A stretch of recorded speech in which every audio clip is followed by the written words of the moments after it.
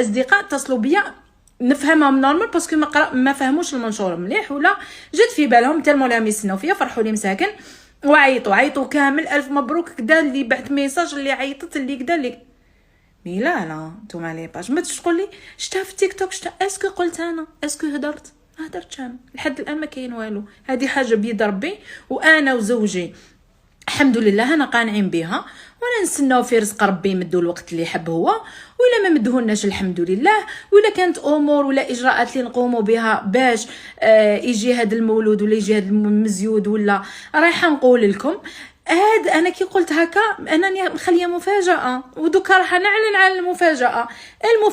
انه مرت خويا راهي اونسانت. هذا ما كان قدوم احد يوم في الشتاء راح ان شاء الله تزيد.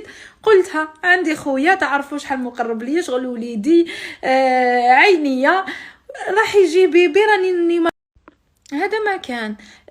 كي ربي ما يعطيناش ماشي لازم ما نفرحوش مع ناس وحدو خير ربي يرزقهم، بالعكس الحمد لله. ولاد خويا اولادي، ولاد اختي ولادي، وولادكم ولادي، شغل كي ترفد وحده صغيره عليا ولا كبيره عليا ولا كذا نفرح. فرحوا للناس، فرحوا ودوا الامور يعني بالشيء الايجابي. يا سيدي سقسيني يقول لي يا عمري فرحت لك، حبيت نحطها في لاباج تاعي، حبيت طاقيني نهار اللي انا نقول طاقيني وانا نطلع لك لاباج تاعك.